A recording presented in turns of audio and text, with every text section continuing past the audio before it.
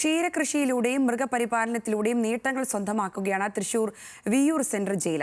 വർഷങ്ങളായി ജയിൽ വളപ്പിൽ പ്രവർത്തിക്കുന്ന ഫാമുകളിലൂടെ മികച്ച വരുമാനമാണ് ലഭിക്കുന്നത്. അന്തേവാസികളുടെ മനപരിവർത്തനത്തിന് വഴിയൊരുക്കുന്നതിലും ഫാമുകൾ വലിയ പങ്ക് വഹിക്കുന്നുണ്ടെന്നും ജയിൽ അധികൃതർ പറയുന്നു. 139 ഏക്കറോളം വിസ്തൃതിയുള്ള വിയ്യൂർ ജയിൽ കോമ്പൗണ്ടിൽ 5 ജയിലുകളാണ് പ്രവർത്തിക്കുന്നത്. ജയിൽ വളപ്പിലെ ഭൂരിഭാഗം സ്ഥലത്തും കൃഷിയുണ്ടെങ്കിലും ഫാമുകൾ പ്രവർത്തിക്കുന്നത് സെൻട്രൽ ജയിലിന് കീഴിലാണ്.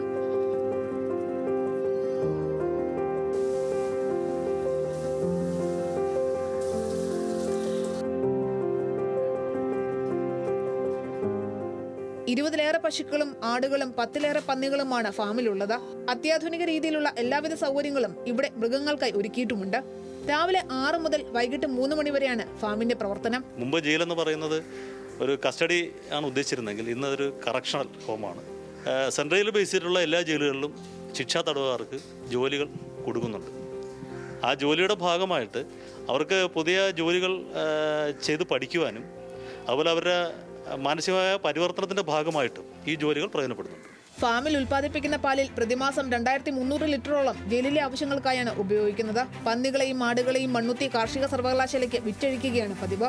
ഫാമിൽ നിന്ന് ലഭിക്കുന്ന ചാണകവും മറ്റ് ജൈവമാലിന്യങ്ങളുമാണ് വളമായി ഉപയോഗിക്കുന്നത്. ഇത്തരത്തിൽ മൃഗപരിപാലനത്തിലൂടെയും ക്ഷീരകൃഷിയിലൂടെയും ലക്ഷങ്ങളുടെ വരുമാനമാണ് ഓരോ മാസവും വിയ്യൂർ ജയിലിന് ലഭിക്കുന്നത്.